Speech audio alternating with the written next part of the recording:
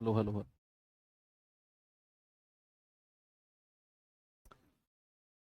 Hello बच्चों, नमस्कार। Good morning. कैसे हैं सभी लोग? उम्मीद करता हूँ बहुत अच्छे होंगे, बेहतर होंगे। कल हमारी क्लास बच्चा केवल आधा घंटा चल पाई। कुछ टेक्निकल इशू आया जिसकी वजह से क्लास रुकी। मैं क्षमा चाहता हूँ उसके लिए। कल बहुत सारी चीज़ें हमारी कंप्लीट हो जानी थी उस आधे घंटे में। जनसंख्या वाला पार्ट तो कंप्लीट कब का हो चुका होता, और हम लोग आगे भी कुछ सवाल कर लेते, लेकिन क्या करें, लगभग 8-9 क्वेश्चन हम पीछे रह गए।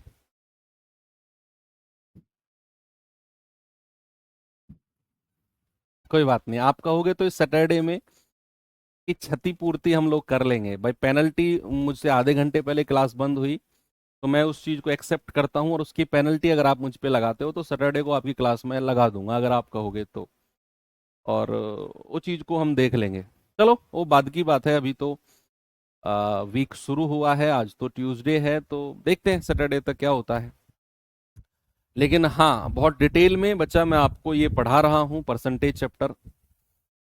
2-4 क्लास एक्स्ट्रा भी चली जाएं तो प्लीज़ आप लोग ये मत कहना कि सर बहुत धीरे चल रहे हो, क्योंकि आप लोगों की ही इसमें मैं भलाई देख रहा हूँ जितना स्लो मैं चल रहा हूँ। क्योंकि आप में से कुछ पुराने बच्चे भी हैं जो मुझसे पढ़े, और वो ये जानते होंगे कि स्पीड को मेंटेन करना मुझे आता है। मैं चाहूँ तो 5 क्लास में परसेंटेज एंड कर दूंगा, और ऐसा नहीं है कि बहुत सारी चीज छोड़ दूंगा, सारी चीजें करा भी दूंगा आपको। लेकिन हाँ, उतने डिटेल में और उतने नंबर ऑफ क्वेश्चंस में नहीं करा पाऊंगा जितने डिटेल में अब मैं आपको पढ़ा रहा हूँ। अब तो मतलब आपको पता है, मैं ऐसा फील ले रहा हूँ कि जैसे ऑफलाइन ट्यूशन नहीं पढ़ते थे बच्चे, मास्टर आराम से बैठा है, कोई टेंशन नहीं है, बच्चे सामने बैठे हैं, खूब ढेर सारे सवाल मास्टर बच्चों को कराते थे। वही फील करा रहा हूँ आपको कि भाई, आपको ऐसा फील ना हो कि हम ऑनलाइन पढ़ रहे हैं, आपको ऐसा लगे कि यार बहुत सारी चीजें बहुत डिटेल में चल रही हैं। टेंशन ना लो, जुड़े रहो। जिस दिन सिलेबस कंप्लीट होगा, सबसे अच्छा सब्जेक्ट आपका मैथ्स होगा। चारों सब्जेक्ट में सबसे अच्छी पकड़ आपकी मैथ्स पे होगी, ये मेरी गारंटी है। ओके, तो चलिए परसेंटेज अब हम चलते हैं, हमारी चीजें जो चल रही थी आगे एक बार देखेंगे बच्चे इस सवाल को जरा। सवाल क्या है कि एक शहर में पुरुष और महिलाओं की संख्या में रेशियो 7-8 का है। पुरुष और महिलाओं की संख्या में रेशियो कह रहा है कि पुरुष में 25% और महिलाओं में 20% बच्चे हैं। अब ये एलिगेशन से नहीं होगा, ये सवाल अलग है। कह रहा है यदि वयस्क महिलाओं की संख्या 1,56,800 है तो शहर में जनसंख्या कितनी है? ठीक है।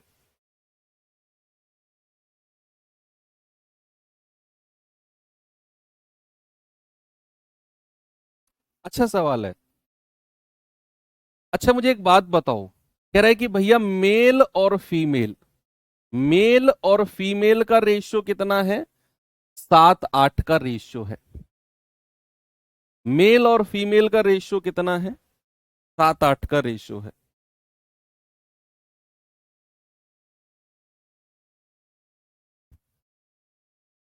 ऑप्शन बी आ रहा है क्या?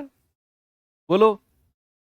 एलिगेशन से नहीं होगा बच्चा, ना ना ना ना ना ना ना ना ना ना ना ना ना ना, एलिगेशन से नहीं होगा। इसमें हमें एग्जैक्ट संख्या निकालनी है। और क्या ऑप्शन बी इसका है? मेरे हिसाब से ऑप्शन बी होना चाहिए। एनीवे, बाद में देखेंगे। अब आपसे कह रहे हैं कि भैया ये पुरुष का रेशियो है, ये महिलाओं का है। एलिगेशन हम कब लगाते हैं कि पुरुष की जनसंख्या इतनी बढ़ी, महिलाओं की इतनी बढ़ी, ओवरऑल इतनी बढ़ी। वो अलग केस है, ये अलग केस है। यहां उसने डिस्ट्रीब्यूशन, विभाजन दिया हुआ है। कह रहा है भैया पुरुष महिलाओं का रेशियो ये है। कह रहा है पुरुष में 25% और महिलाओं में 20% बच्चे हैं। यानी कि पुरुष जितने भी थे उसमें 25% और महिलाएं जितनी भी हैं उसमें 20% बच्चे हैं।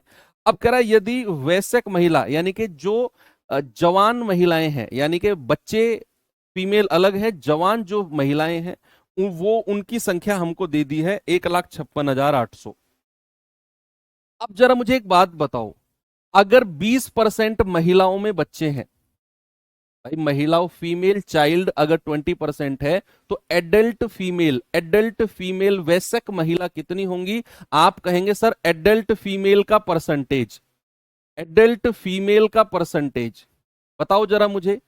आप कहेंगे सर अगर 20% महिलाओं में बच्चे हैं तो 80% कितनी होंगी, एडल्ट फीमेल होंगी। क्या होंगी बच्चे, एडल्ट फीमेल।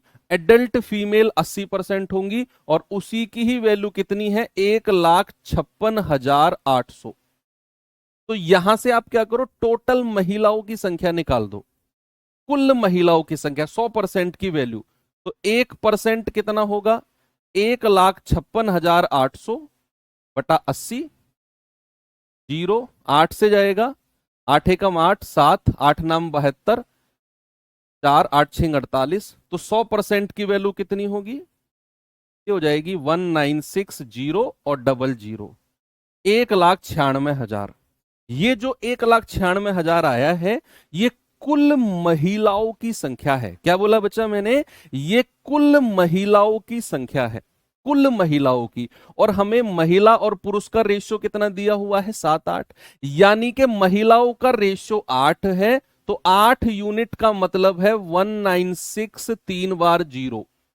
भाई देखो, सबसे पहले हमसे बोला था जो पुरुष है उसमें 25% और जो महिला है उसमें 20% बच्चे हैं। और आपसे बोला है वयस्क महिला, यानी कि एडल्ट फीमेल जो है वो इतना है। तो मैंने आपसे बोला अगर 20% महिलाओं में बच्चे हैं, एडल्ट फीमेल कितनी हो गई, 100 में से 20 घटा दो, 80%।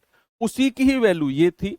तो 100% की वैल्यू आ गई 1,96,000, यानी कि टोटल महिला कितनी है, टोटल महिला है 1,96,000। और ऊपर हमें पुरुष और महिलाओं का रेशियो 7-8 दिया हुआ है, यानी कि 8 यूनिट का मतलब अगर 1,96,000 है तो 1 यूनिट का मतलब कितना आएगा, बटा 8 कर दो, 8 दूनी 16, 3 8 चौक 32, 8 पंजे 40, ये आ गया 24,500। और टोटल पॉपुलेशन पूछी है, तो टोटल पॉपुलेशन कितनी है, 7 + 8 यानी कि 15 यूनिट की वैल्यू कितनी होगी, 15 गुणा 24,500। भाई 15 को 24,500 से गुणा कर दो तो टोटल महिला और पुरुष की मिलाकर संख्या आपको मिल जाएगी। आप कहेंगे 0 0, 15 5 75, 7, 15 चौके 60 और 7 67, 15 दूनी 30 और 6 36, यानी कि टोटल जनसंख्या कितनी आ गई, ऑप्शन बी। आसान सवाल था। आप कहेंगे सर फिर इसमें पुरुषों के 25% का क्या मतलब है, भाई कोई जरूरत नहीं है। पुरुषों में 25% बच्चे हैं, हमें जरूरत ही नहीं है। क्यों जरूरत नहीं है, क्योंकि हमें जो एग्जैक्ट नंबर दिया हुआ है वो एडल्ट फीमेल वयस्क महिलाओं का दिया हुआ है। और हमें पता है अगर महिलाओं में 20% बच्चे हैं तो 80% वयस्क एडल्ट होंगे, जिसकी वैल्यू ये 100% इतना। महिलाओं की संख्या मिल गई तो 8 यूनिट बराबर इतना, 1 यूनिट को 8 से भाग दे दिया, 24,500। उसने टोटल संख्या पूछी थी तो 7 और 8 15 यूनिट की वैल्यू, 15 गुणा 24,500 यानी कि 367,500। अब आप कहेंगे सर आपने शुरू में कैसे बता दिया था कि ऑप्शन बी आंसर है। मैं कहूंगा बिल्कुल सही जवाब है आपका और क्वेश्चन है आपका। मैंने बिना कैलकुलेशन के कैसे बता दिया कि भैया ऑप्शन में ऑप्शन बी आंसर हो सकता है। देखो बच्चे, धीरे धीरे आएगी आपको ये डिविजिबिलिटी रूल। जब भी आप सवाल आगे करोगे ना तो धीरे धीरे आप अप्लाई करो। आपसे क्या पूछा है, शहर की जनसंख्या। सुनो, सामने देखो, पेन साइड में रखो और सामने देखो। हमसे पूछा है शहर की पॉपुलेशन, और टोटल पॉपुलेशन कितनी है, 7 और 8 15। भाई दोनों को जोड़ोगे तो टोटल पॉपुलेशन कितनी आ गई, 15। यानी कि मेरा जो आंसर है वो 15 का गुणज होना चाहिए, वो 15 से कटना चाहिए। मेरा आंसर क्या होना चाहिए, 15 से कटना चाहिए।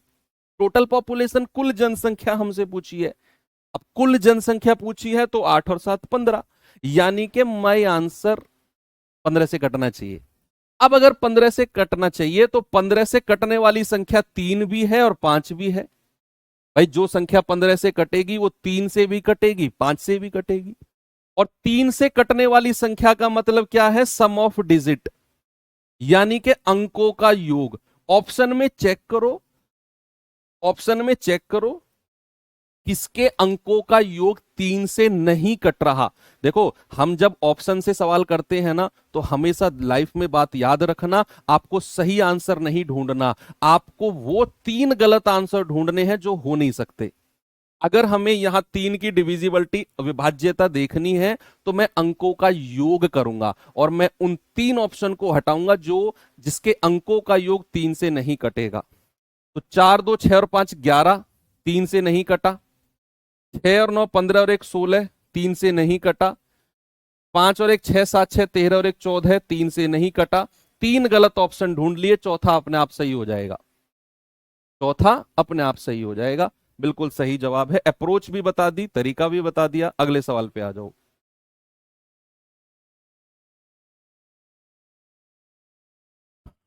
मैंने कहा एलिगेशन वहां पर लगेगा जब आपसे कहेगा पुरुषों की जनसंख्या बढ़ी, महिलाओं की जनसंख्या बढ़ी और टोटल जनसंख्या बढ़ी, कुल जनसंख्या बढ़ी, वहां पर एलिगेशन लगाना है। जैसे ये सवाल है, एक शहर की वर्तमान जनसंख्या 8,000 है। एक शहर की वर्तमान जनसंख्या कितनी है? 8,000। यदि पुरुषों की जनसंख्या में 6% और महिलाओं की जनसंख्या में 10% की वृद्धि हो, ओके, तो अब टोटल जनसंख्या वृद्धि होने के बाद टोटल जनसंख्या 8600 हो जाएगी। बताओ वृद्धि से पहले दोनों की जनसंख्या क्या थी?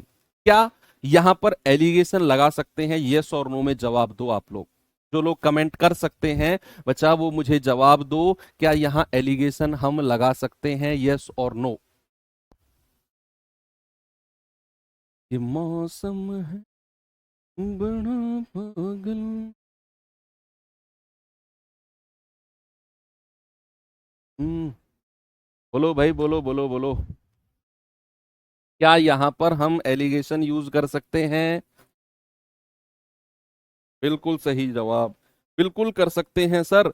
महिलाओं की जनसंख्या भी बढ़ी है, पुरुषों की जनसंख्या भी बढ़ी है, और ओवरऑल उसने बोला कि जनसंख्या अगर 8,000 थी तो वो 8600 हो गई। सबसे पहले हमें क्या करना है? ओवरऑल का परसेंटेज निकालना है।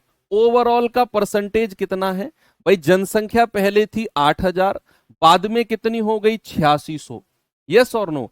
जनसंख्या पहले 8,000 थी, वृद्धि के बाद हो गई 8600। तो मैंने कहा ओवरऑल परसेंटेज में वृद्धि कितनी है? तो आप कहेंगे सर ये 600 जनसंख्या बढ़ी है, और अगर परसेंटेज में बताना है तो 600, और ओरिजिनल जनसंख्या कितनी थी? 8,000, और गुणा 100।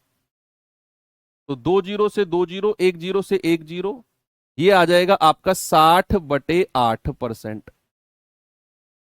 ओवरऑल जनसंख्या कितनी बढ़ी है? 60/8%। एलिगेशन लगा दो, हो गया सवाल। आप एक तरफ मेल एक तरफ फीमेल लिखो। भाई पुरुषों की जनसंख्या 6% बढ़ी, महिलाओं की जनसंख्या 10% बढ़ी, और ओवरऑल ओवरऑल यानी कि 8,000 से 8600 हुई है, तो 60/8% बढ़ी है। अब आप थोड़ा सा परेशान हो जाओगे क्योंकि आपने तो एलिगेशन चैप्टर पढ़ा ही नहीं अभी। आपने तो एलिगेशन चैप्टर पढ़ा ही नहीं अभी। तो आप कहोगे सर ये तो फ्रैक्शन भिन्न आ गया, तो इसको कैसे घटाएं बड़े में से छोटा? क्या करो, इस फ्रैक्शन में जो हमारा डिनोमिनेटर यानी कि हर है उसकी मल्टीप्लाई तीनों में कर दो। यहां भी और यहां भी। हमारा डिनोमिनेटर गायब हो जाएगा। एलिगेशन बड़ा प्यारा कॉन्सेप्ट है, बहुत प्यारा कॉन्सेप्ट।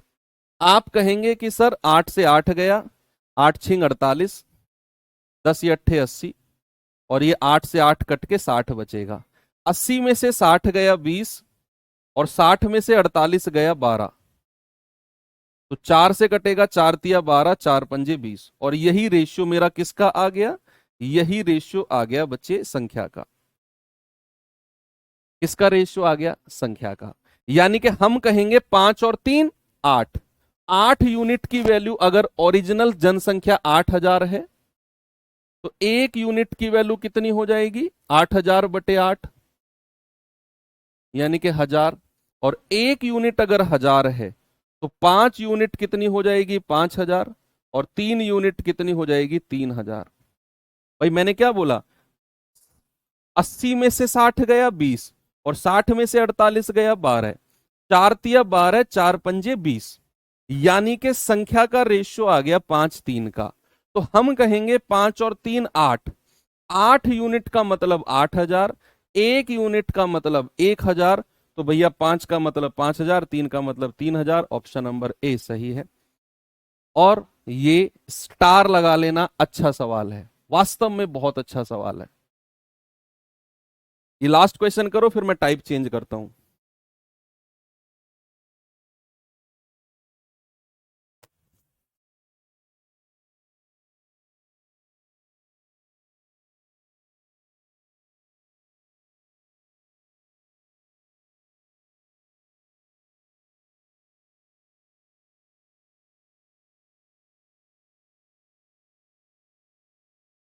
सवाल है, गांव की जनसंख्या 30,000 है, जिसमें 1/6 भाग स्त्रियां हैं और जो बच गए हैं वो पुरुष हैं। यदि 5% पुरुष और 40% महिलाएं अशिक्षित हैं, इलिटरेट हैं, तो गांव में कितने परसेंट लोग शिक्षित हैं, कितने परसेंट लोग लिटरेट हैं, पढ़े लिखे कितने परसेंट लोग हैं? ऐसे सवाल एग्जाम में बन सकते हैं भाई। ये वो सवाल हैं जो ना तो आसान होते हैं, ना ही टफ होते हैं, मॉडरेट लेवल के क्वेश्चन होते हैं ये बहुत आसान भी नहीं होते हैं, बहुत टफ भी नहीं होते हैं, मॉडरेट लेवल का क्वेश्चन होता है। और एग्जाम में मॉडरेट लेवल का क्वेश्चन बहुत मिलेगा आपको। सवाल ने बोला गांव की जनसंख्या 30,000 है, 1/6 भाग स्त्रियां हैं, शेष पुरुष हैं। कह रहा 5% पुरुष और 40% स्त्रियां हैं, अशिक्षित, इलिटरेट हैं। तो शिक्षित लोग कितने परसेंट होंगे? आपको जब डेटा परसेंटेज में दिया हो, सुनना बच्चा, जब आपको डेटा परसेंटेज में दिया हो और आपको आंसर भी परसेंटेज में दे रखा हो, ये बात मेरी याद रखना सिलेबस एंड तक। मैं आपको डीआई जब सबसे लास्ट चैप्टर पढ़ा रहा हूं ना, उसमें यही सेंटेंस रिपीट करूंगा। जब आपको परसेंटेज में डेटा दे रखा हो और आपको आंसर भी परसेंटेज में पूछ रहा हो, तो ओरिजिनल डेटा की जरूरत हमें नहीं पड़ती है। जैसे उसने हमें डेटा भी परसेंटेज में दिया हुआ है भाई, 1/6 भाग स्त्री शेष पुरुष, तो हम रेशियो बना लेंगे स्त्री पुरुष का। फिर कह रहे 5% पुरुष और 40% स्त्रियां अशिक्षित, इलिटरेट हैं, तो कितने परसेंट शिक्षित हैं? तो हमें यहां इस 30,000 की जरूरत नहीं है। आप चाहोगे तो मैं 30,000 का यूज करके भी आंसर निकाल दूंगा, कोई प्रॉब्लम नहीं है मुझे। 30,000 का यूज करके भी, सबसे लास्ट, इस पहले मैं दूसरा मेथड बताता हूं, 30,000 वाला बाद में बता दूंगा जिसमें 30,000 का भी यूज होगा। पहले बिना 30,000 वाला सुनो। सबसे पहले मुझे बताओ मेल और फीमेल का रेशियो कितना होगा? ये आप बता सकते हैं बहुत अच्छे से, क्योंकि आप अब बिगिनर, नए बच्चे नहीं रहे हो। ओके, आपको पता है कि अगर 1/6 भाग स्त्रियां हैं, 1/6 भाग स्त्रियां फीमेल है, तो नीचे वाली संख्या अगर फीमेल, नीचे वाली संख्या अगर टोटल है, नीचे वाली संख्या टोटल, भाई 1/6 भाग टोटल का, टोटल का 1/6 भाग स्त्रियां हैं, तो नीचे वाला अगर टोटल है तो ऊपर वाला भाग क्या हो जाएगा? फीमेल का, यानी कि स्त्रियों का हो जाएगा।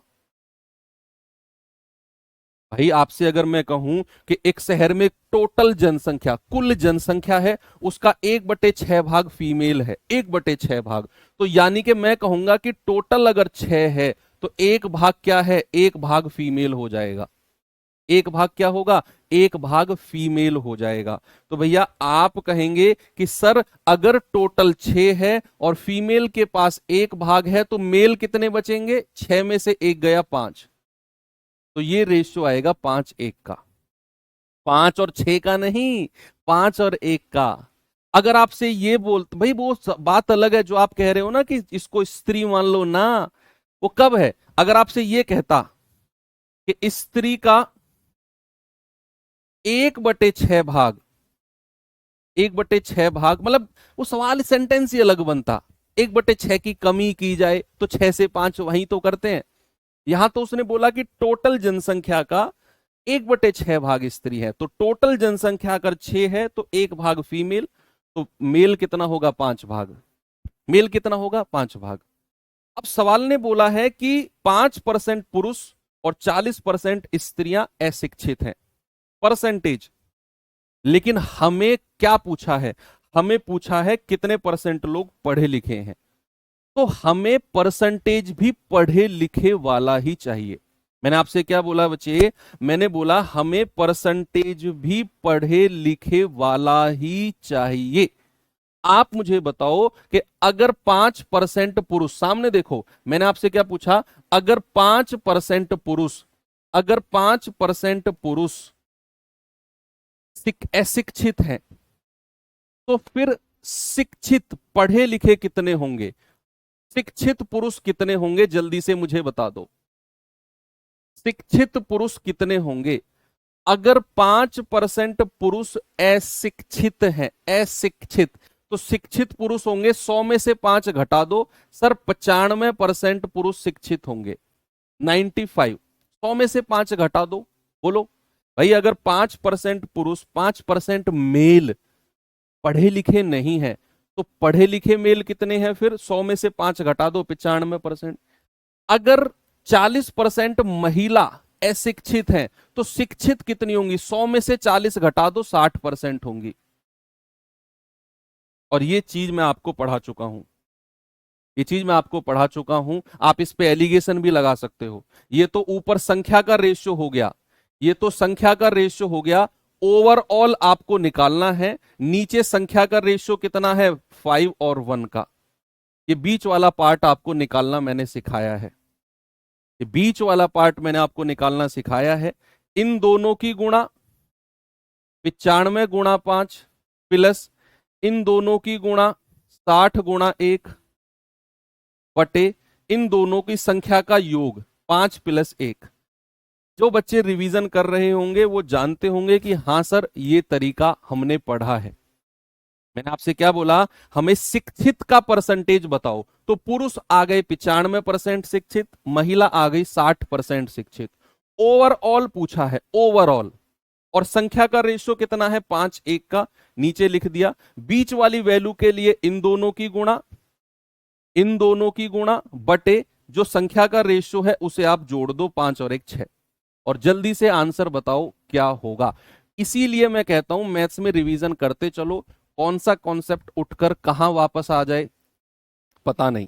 ठीक है, तो ये कितना आएगा? 5 पूरे 25, 2 5 नाम 45 और 2 47 प्लस 60 बटा 6, कितना आएगा बच्चे जरा बताना मुझे?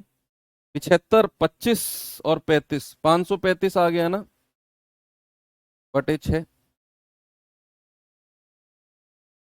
तो 6 निम्मा 54, 6 8 48, 89 सही 1/6, कितना आ गया? 89 सही 1/6। ऑप्शन नंबर बी हमारा सही है। ये एक बहुत ही ज्यादा विदेशी महंगा सवाल है, भारतीय नहीं है, ये विदेश वाला महंगा सवाल है। इसे तो भाई डॉलर में है इसकी कीमत, इसकी कीमत किस में है? डॉलर में है। अब जिसकी कीमत डॉलर में है तो भाई वो कितना महंगा होगा आप देख लो। तो इस सवाल को तो कई कई बार रिवाइज करना है। ऐसा सवाल मैं वर्कशीट में भी डालूंगा।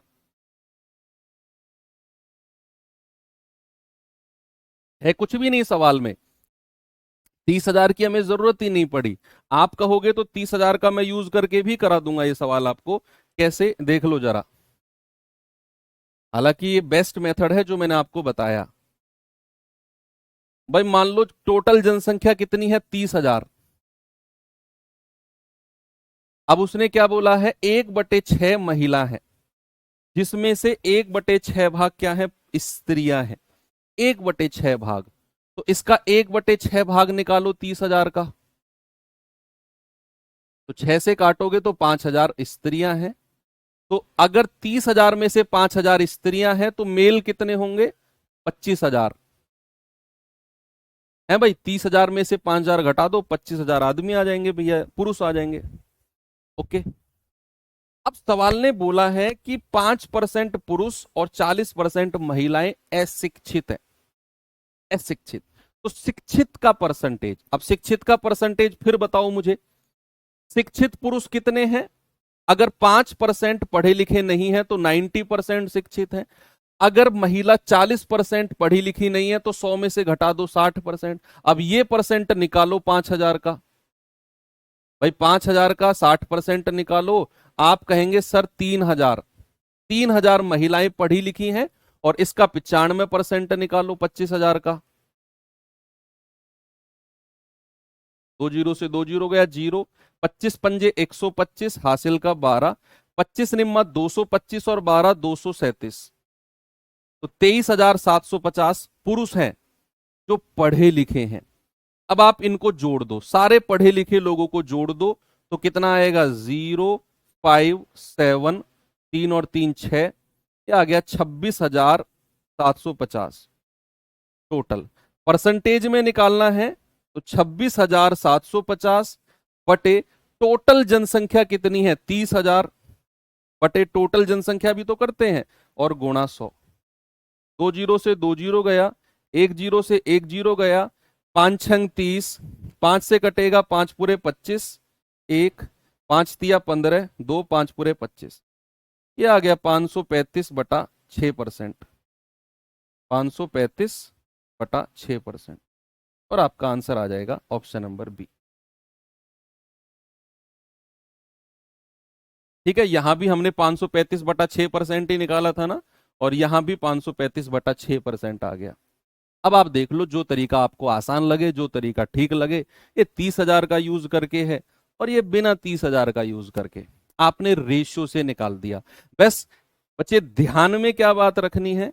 ध्यान में ये बात रखनी है कि अगर आपसे कोई सवाल में डेटा या तो रेशियो में और परसेंटेज में दे रखा हो, और आंसर भी परसेंटेज में ही पूछ रहा हो, तो ओरिजिनल डेटा की जरूरत नहीं पड़ती है। बिना ज्यादा माथा पच्ची करे आंसर हम निकाल देंगे। अब आप में से बहुत सारे सिंसियर बच्चे वो हैं जिन्होंने मेरे कहने पर इस चैप्टर, मतलब इस वाले टॉपिक का, जनसंख्या वाले टॉपिक का रिवीजन वो रामबाण सीरीज से किया था। यूट्यूब पर जो रामबाण सीरीज है, 1-1.5 घंटे क्लास, वहां से वो लोग इस टॉपिक में परफेक्ट हो गए हैं। इस टॉपिक की कितनी अहमियत है ये आपको एग्जाम में पता चलेगा, बहुत इंपॉर्टेंट टॉपिक है।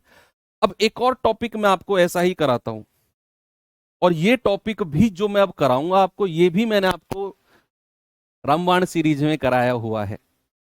Distribution of money, distribution of salary, आय का विभाजन, distribution of salary, distribution of money, धन का विभाजन, धन का विभाजन। भाई अभी आप लोग बेरोजगार स्थिति में हो, हालांकि बड़ा बुरा लगता है कोई बेरोजगार बोलता है, लेकिन बुरा नहीं मानना चाहिए। बस हमेशा अपने दिमाग में एक पॉजिटिविटी रखो। मैं रखता था मेरे दिमाग में हमेशा, जब भी मैं बहुत डिमोटिवेट होता था ना, और मतलब लोगों के ताने वगैरह सुन सुन के कि यार वो, मतलब बहुत सारी चीजें, तो देखो हम भी इंसान हैं, मैं भी स्ट्रगल दौर से गुजरा था, तो मैं अपने दिमाग में केवल एक ही बात रखता था, इस समय बदलता है, और आप भगवान का कोई इतना बुरा नहीं करके आए हो कि आपका नहीं बदलेगा। सोचो ना भाई, आपने कोई बुरा थोड़ी किया है भगवान का, या किसी का बुरा थोड़ी किया है आपने, या भगवान ने आपको यहाँ कोई सजा भुगतने के लिए थोड़ी भेजा है धरती पे। आज आपका बुरा समय चल रहा है तो वो चलता रहेगा, वो बदलेगा, वो जरूर बदलेगा। आज नहीं, कल बदलेगा, लेकिन उसमें अहम चीज है आपका योगदान। आप जितना योगदान दोगे, आपका समय उतनी जल्दी बदलेगा और उतना अच्छे तरीके से बदलेगा। ठीक है भैया? तो धन का विभाजन से मैंने क्यों बात इसको जोड़ा है? कल आप जॉब लगोगे, पैसे कमाओगे, सैलरी आपकी आएगी, तो उसका एडजस्टमेंट, कि भाई सैलरी जब आपकी आएगी तो यार आप मान लो घर से दूर रह रहे हो, कि अपनी सैलरी का 10% मैंने रेंट पे दे दिया, रेंट यानी कि किराए को दे दिया, 20% बच्चों की शिक्षा पर। भाई फैमिली आगे बढ़ेगी तो बच्चों की एजुकेशन भी आपकी जिम्मेदारी होगी, आपके जो बच्चे होंगे तो उनकी एजुकेशन, उनकी शिक्षा पर अपनी सैलरी का 20%। फिर आपने मान लो कहीं म्यूचुअल फंड वगैरह में पैसे लगाए हुए हैं, तो सैलरी का 10% म्यूचुअल फंड को चला गया। मान लो कोई आपने लोन वगैरह लिया हुआ है, घर आप कल को लोगे तो लोन वगैरह लोगे थोड़ा बहुत, तो मान लो सैलरी का 15% वहां चला गया। तो वो होता है डिस्ट्रीब्यूशन ऑफ मनी, धन का विभाजन अलग अलग फील्ड में। अब ये धन का विभाजन भी दो तरीके से होता है। ये जो धन का विभाजन है, डिस्ट्रीब्यूशन ऑफ मनी है, ये भी दो तरीके से होता है। ये टॉपिक में मैंने कराया है ना, जो लोगों ने वो देखी होगी रामबाण सीरीज, उसमें आपने देखा होगा। तो धन का विभाजन भी दो तरीके से होता है। एक होता है आपका कुल धनराशि में से विभाजन, कुल धनराशि, कुल धनराशि में से विभाजन। इंग्लिश वाले बच्चे लिखो भाई जरा, डिस्ट्रीब्यूशन फ्रॉम टोटल सम, लिखो distribution from total sum, SUM। और एक होता है शेष धनराशि में से विभाजन, शेष धनराशि में से विभाजन, में से विभाजन, शेष धनराशि में से विभाजन। डिस्ट्रीब्यूशन फ्रॉम रिमेनिंग सम, लिखो डिस्ट्रीब्यूशन फ्रॉम टोटल सम और डिस्ट्रीब्यूशन फ्रॉम रिमेनिंग सम, बचे हुए में से शेष। अब ये दो तरीके से ही क्वेश्चन बनता है। टोटल में से डिस्ट्रीब्यूशन करेगा, ऐसे कहेगा कि मान लो भाई आपके पास जो सैलरी आई है, जो आय है, सपोज दैट आपकी आय है 100%, आपकी आय कितनी है 100%। तो जो वो डिस्ट्रीब्यूशन करेगा ना कि भाई मेरी सैलरी 100% है, 10% रेंट दे दिया, 10% उधारी ली थी दोस्त से वो चुका दी, 10% बच्चों की शिक्षा पर, 10% घूमने पर, 10% आने जाने का ट्रांसपोर्ट, इस तरीके से वो जो 10-10, 20-20% माइनस करेगा ना अपनी सैलरी में से, वो पूरी 100% में से माइनस करेगा। जितना उसके महीने के अंत में पैसा उसके अकाउंट में आया, वो 100% माना जाएगा। क्या वो बच्चों, पेन साइड में रखो आप, भाई साहब ग्रे टी शर्ट, बोलो बाबा राव,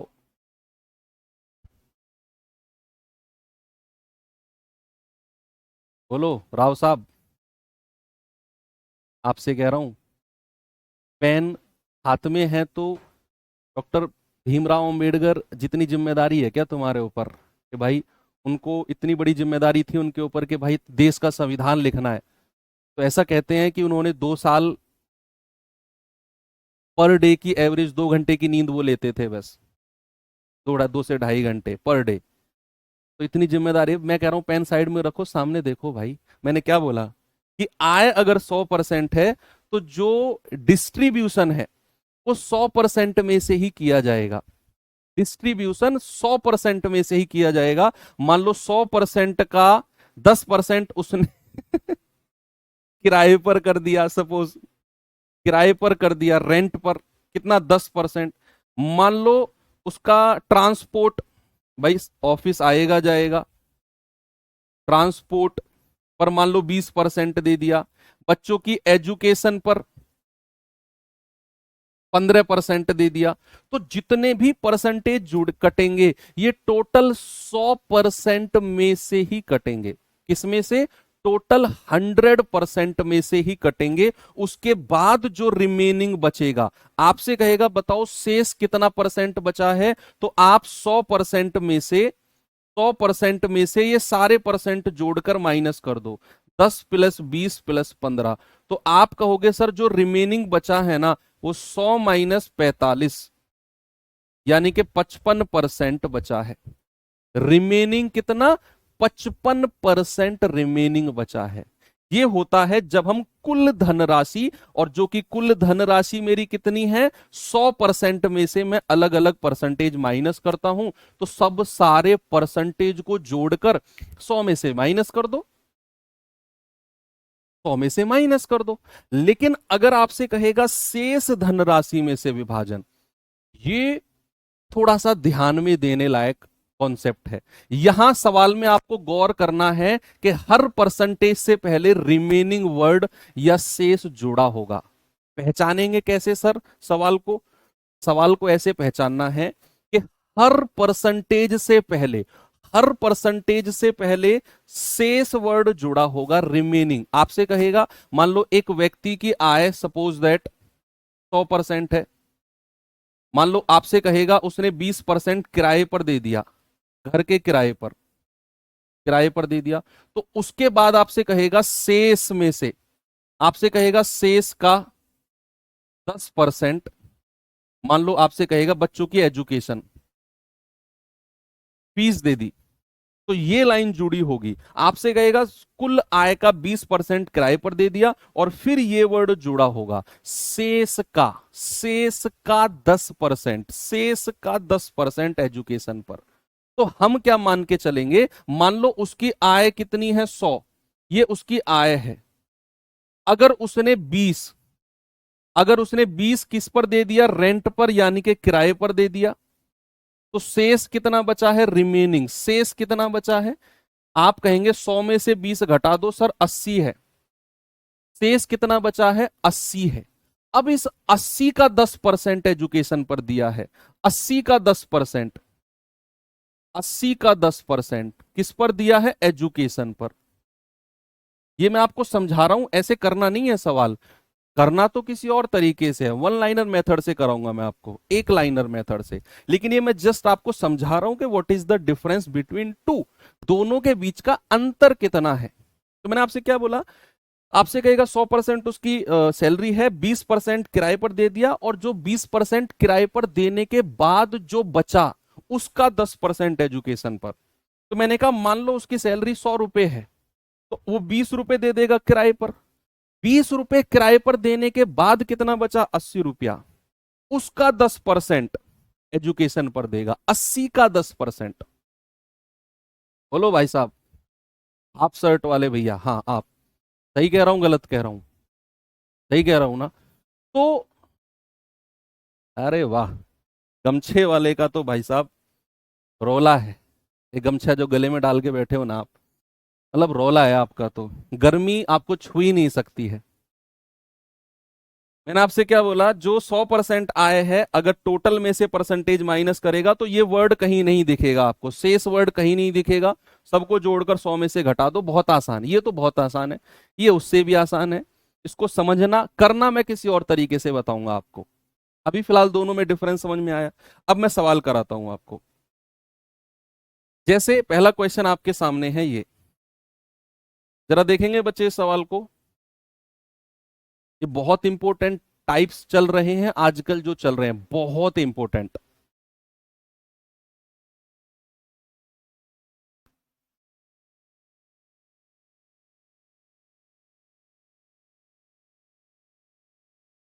मंजीत के पास जितनी भी पूंजी थी, जितना भी पैसा मंजीत के पास था, उसका 20% उसने भवन निर्माण पर खर्च कर दिया, 35% मशीन पर खर्च कर दिया, 15% कच्चे माल पर खर्च कर दिया, यदि 3% फर्नीचर पर खर्च कर दिया, इन सबको खर्च करने के बाद उसके पास 75,600 रुपए बचे हैं। आप मुझे बताओ, क्या जितना भी परसेंटेज खर्चा दिया हुआ है उससे पहले शेष वर्ड जुड़ा है क्या, कि शेष का इतना परसेंट, शेष का इतना परसेंट, नहीं जुड़ा ना। बस आपसे बोला है मंजीत के पास जो भी पैसा था उसका 20% भवन निर्माण, उसका 35% मशीन, टोटल का 15% कच्चे माल पर, टोटल का 3% फर्नीचर पर, उसके बाद उसे 75,600 रुपए बच गए टोटल। तो आप क्या करो, आप कुल खर्चा कितने परसेंट है, कुल खर्चा सारे परसेंटेज को जोड़ दो। आप कहोगे 20% प्लस 35% प्लस 15% प्लस 3, कितना आया, 50 20 70 और 10 3 73, यानी कि कुल खर्चा उसका 73% है। कहीं भी शेष वर्ड रिमेनिंग वर्ड नहीं जुड़ा हुआ, बस कुल खर्चा सारे परसेंटेज को जोड़कर 73। अब इसके बाद रिमेनिंग कितना बचा है, 100% टोटल है, उसमें से 73 घटा दो सर, 27% बचा है, कितना, 27%। अब कह रहा है उसके बाद जो बचा वो इतना है 75600, तो इसकी वैल्यू है 75600। 1% की वैल्यू कितनी है, बटा 27, तो ये जाएगा 9 तिया 27, 9 अट्ठे 72, 9 चौक 36, जीरो, और 3 से जाएगा पूरा 2800 बार। और 100% की वैल्यू पूछी है भाई, इस उसके पास कितनी पूंजी, 100%, तो 100 गुणा 2800, उसके पास तो 28 और उसके बाद 4 जीरो, यानी कि 2,80,000 रुपए थे जो मंजीत के पास थे। सिंपल क्वेश्चन है ना। जब भी शेष वर्ड नहीं जुड़ा तो सारे परसेंटेज को जोड़कर 100 में से माइनस कर दो, पता चल जाएगा कितना उसके पास बचा था। बस ये पहचानना है सवाल को। देखने में अच्छा लग रहा होगा, पहचानना। जब खुद से करोगे सवाल को, नया सवाल देखोगे तो उसको कैसे आप पहचानोगे, ये एक चैलेंजिंग टास्क होता है जब हम कोई चीज पहली बार पढ़ रहे होते हैं। कोई भी चीज पहली बार पढ़ रहे होते हैं, अच्छा लगता है, टीचर पढ़ाते हैं, उसके बाद हम खुद से करते हैं, वो कंप्लीट हमारे दिमाग काम करना शुरू करता है, तब वो हमें लगता है कि और ये कैसे होगा। एक व्यक्ति अपनी आय का 40% भोजन पर खर्च करता है, 20% किराए पर खर्च करता है, 10% यातायात ट्रांसपोर्ट पर खर्च करता है, 10% अन्य चीजों पर, गुटखा बीड़ी सिगरेट पे खर्च करता है। अन्य चीज मतलब कुछ भी हो सकता है। कह रहा है शेष उसकी बचत है, और उसकी बचत कितनी है, 15,000। किसी भी परसेंटेज से पहले शेष वर्ड नहीं जुड़ा हुआ, किसी भी परसेंटेज से पहले। आपको बोला 40% भोजन, 28% किराया, 10% यातायात, 10% अन्य चीज, सारे परसेंटेज को जोड़कर कुल खर्चा बता दो कितना है। कुल खर्चा, कुल खर्च कितना है? आप कहेंगे सर 40 प्लस 20 प्लस 10 प्लस 10, 20 20 40 और 40 80। अब 80% तो खर्चा हो गया। आप मुझे बताओ, अगर 80% खर्चा है तो बचाया कितना होगा? परसेंटेज में बात कर रहा हूं मैं। अगर एक व्यक्ति 80% खर्च कर देगा तो कुल आय अगर उसकी 100% होती है, मैं शुरू में बताया मैंने कि कुल आय अगर 100% है, 80% खर्चा उसमें से हटा दो तो शेष कितना बचेगा? 20%। और सवाल कहता है उसके पास तो 15,000 बचे हैं, हमें 100% की वैल्यू निकालनी है, तो 1% कितना होगा? 15,000 बटा 20, और 100% कितना होगा? गुणा 100 कर दो, 100%। तो 20 पंजे 100 और 15 5 75,000। लेकिन आप ऐसे मत करो, आप ऐसे करो कि 20% की वैल्यू 15,000 है, हमें 100% की वैल्यू निकालनी है उसकी सैलरी, तो 20 का मल्टीपल होता है 100%। तो कितने से गुणा किया? 20 पंजे 100, तो इधर भी 5 से गुणा कर दो, 75,000। स्मार्ट बनो ना यार, क्या तुम 1% 100% की वैल्यू निकालते फिर रहे हो? आपको पता है 20% को 5 से गुणा करने पर 100% आएगा, और वही चाहिए मुझे। तो 15,000 को भी 5 से गुणा करने पर 75,000 लिख दो। हट बनो थोड़ा।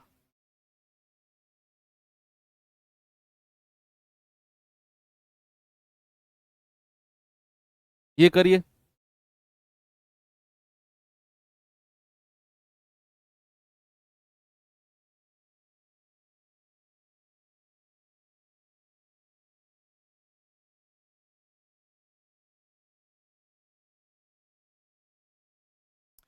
सवाल है, राजा अपनी बचत का 29% वृद्धाश्रम को देता है, बचत का 30% अनाथालय को देता है, बचत का 17% चिकित्सा को देता है। यानी कि मान लो राजा ने कुछ बचत की, उस बचत का 29% वृद्धाश्रम को, 30% अनाथालय को, 17% मेडिकल हेल्प चिकित्सा सहायता को दिया।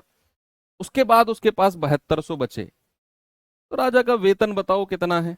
यदि राजा का वेतन का 50% उसकी बचत है, सबसे पहले क्या करो, उसकी टोटल बचत निकालो।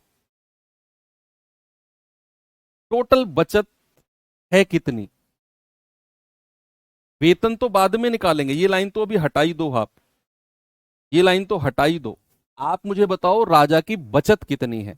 हमें पता है अपनी बचत का 29% यहां, 30% वहां, 17% यहां। इन सब हटाने के बाद जो बचा वो 72,000 था।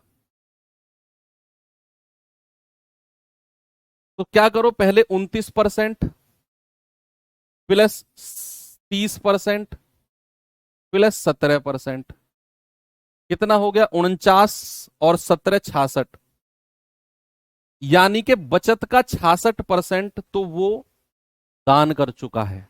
बचत का 66% दान कर चुका है, तो शेष कितना बचेगा? बचत का बचत का 66% वो दान कर चुका है, तो शेष कितना बचेगा? 100% अगर मैं उसकी बचत मानता हूं, उसमें से 66 घटा दो सर, 34% बचेगा। बचत का 34%, बचत का 34% उसके पास बचेगा, और वो किसके बराबर है? 7200 के बराबर है। आपको क्या करना है? बचत का 100% निकालना है। बचत का 100% निकालना है? कुछ गलत कर दिया क्या? हाँ गलत कर दिया ना, आपने गलत करवाया है। ये 76 नहीं होगा क्या भाई? 30 और 29 कितना होता है? 59। 59 और 17 कितना होता है? 76। आप लोगों की गलती है, ये 24 आएगा। बचत का 24% आपके पास बचा है, और वो 72,000 के 7200 के बराबर 1% कितना आएगा? 300 के बराबर। तो 100% क्या आ गया? 30,000। और 30,000 हमारा आंसर नहीं है। 30,000 तो हमने उसकी बचत निकाली है, कि राजा की बचत कितनी थी, राजा की सेविंग कितनी थी, वो 30,000 है। क्योंकि ये जो परसेंटेज 29, 30 और 17 दिए हुए हैं ना, ये बचत का ही है परसेंटेज। आप सवाल को पढ़ो तो सही, रटो मत। उसने बोला अपनी बचत का 29%, बचत का 30%, बचत का 17%। तो बचत का कितना परसेंट उसने दान कर दिया? 76% तो कितना बचा? 24% बचा, जो कि 7200 के बराबर। तो 100% 30,000, यानी कि उसकी बचत 30,000 रुपए है। अब ये लाइन पढ़ो, राजा का वेतन बताओ यदि वेतन का 50% बचत है। यानी कि अगर अब मैं कहूंगा वेतन का, अब मैं वेतन की बात कर रहा हूं, तो वेतन का 50% किसके बराबर है? बचत के बराबर, यानी कि 30,000 के बराबर। हमें 100% निकालना है, तो 50 को 2 से गुणा कर दो, तो 30,000 को भी 2 से गुणा करना पड़ेगा। अगर 50% की वैल्यू 30,000 है, तो 100% कितना? 60,000, यानी कि उसका वेतन कितना है? 60,000। अच्छा सवाल है ये।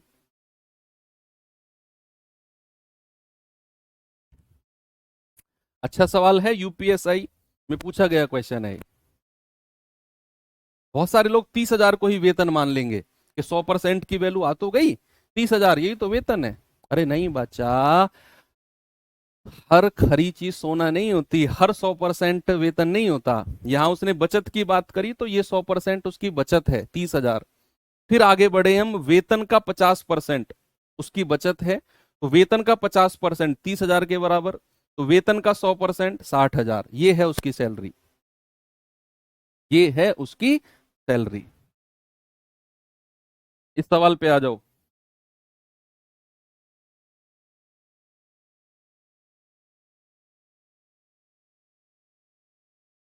इसको करो।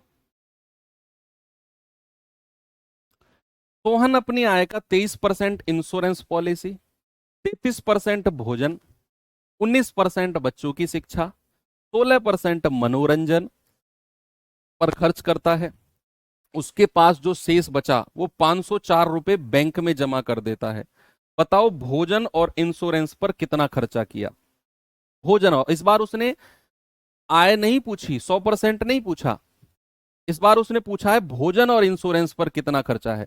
तो भोजन कितना है, इंश्योरेंस कितना है? 23%, भोजन कितना है? 33%। आपसे वो टोटल 56% की वैल्यू पूछ रहा है, कि बताओ 56% की वैल्यू कितनी होगी। आपसे कह रहा है भोजन और इंश्योरेंस पर कितना खर्चा है, यानी कि 56% की वैल्यू बताओ। आपसे बोला है कि 23% इंश्योरेंस, ओके, 33% भोजन, ओके, 19% बच्चों की शिक्षा, वेरी गुड, 16% मनोरंजन, ओके।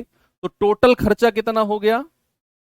कुल खर्चा आप जोड़ेंगे, 3 3 6 और 9 15 और 6 21, हासिल का 2, 2 3 5 और एक 6 और एक 7 2 9, 91% खर्चा हो गया। टोटल खर्चा कितना हो गया? 91%। तो बचत कितनी रही होगी? शेष कितना बचा होगा? 100 में से 91 माइनस कर दो, 9%। और इसी की ही वैल्यू 504 है जो उसने बैंक में जमा किया है। तो 1% कितना होगा? 9 पंजे 45, 5 9 छिक्के 54। भाई 9 से कटेगा ना 56 बार, 1% 56। लेकिन हमें 100% नहीं निकालना, क्योंकि 100% निकालेंगे तो मतलब हम उसकी सैलरी आय निकाल रहे होंगे। हमसे आय नहीं पूछी, हमसे पूछिए भोजन और इंश्योरेंस पर कितना खर्चा है। फूड और पॉलिसी, फूड और पॉलिसी 33 और 23, यानी कि 56% की वैल्यू कितनी है? 56 गुणा 56, 56 गुणा 56 कितना आएगा? बोलो।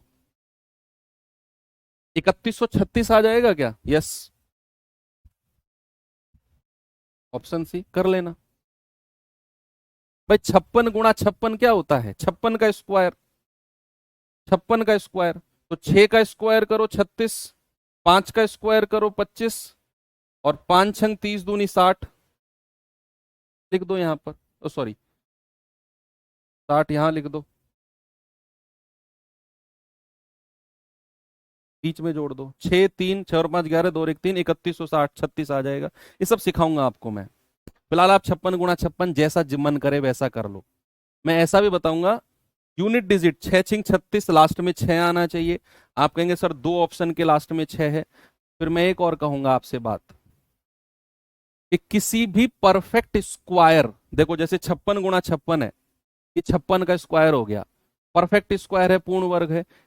किसी भी परफेक्ट स्क्वायर नंबर के जो लास्ट के दो डिजिट है ना, वो 1 से लेकर 24 तक की संख्याओं के स्क्वायर के लास्ट के दो डिजिट से मैच करने चाहिए। यहां से बाउंस कर गई ना ये बात? सही बताना। मैंने बोला किसी भी परफेक्ट स्क्वायर के जो लास्ट के दो डिजिट हैं, वो 1 से लेकर 24 तक की संख्याओं के स्क्वायर के लास्ट के दो डिजिट से मैच करने चाहिए। दुनिया की कोई भी परफेक्ट स्क्वायर नंबर हो, 1 से 24 तक का स्क्वायर आपको याद करना है, उनके लास्ट के दो डिजिट ही दुनिया की किसी भी स्क्वायर नंबर के लास्ट के दो डिजिट होंगे। अब हमें पता है 26 जो है किसी संख्या के स्क्वायर में नहीं आता, लास्ट के दो डिजिट। तो फिर ऑप्शन बचा 36, सी लगा दिया। बहुत मेहनत करना पड़ेगा बच्चा, करेंगे, टेंशन ना लो। तो ये 56 गुणा 56 3156 आ गया, ऑप्शन सी बिल्कुल करेक्ट है। अब हम चलते हैं इस सवाल पे और ये देता हूं होमवर्क। बच्चा आपको मैंने एक पार्ट करा दिया है। मैंने आपको बोला था कि डिस्ट्रीब्यूशन ऑफ मनी दो पार्ट्स में डिवाइड होता है। डिस्ट्रीब्यूशन ऑफ मनी दो पार्ट में डिवाइड होता है, कुल धनराशि और शेष धनराशि में से। ये वाले पार्ट के क्वेश्चन हमने कर लिए हैं। कल हम इस पार्ट के क्वेश्चन से शुरुआत करेंगे, शेष धनराशि, और उसका एक सवाल आपको मैं होमवर्क दे के जा रहा हूं। शेष धनराशि में से विभाजन वन लाइनर मेथड से करेंगे। जो कराते जा रहा हूं रिवीजन करते जाओ, मजा आएगा जिस दिन आप खुद से नए नए सवालों को कर रहे होगे। तो ठीक है, पढ़ते रहो, मुस्कुराते रहो। थैंक यू, बाय बाय, जय हिंद।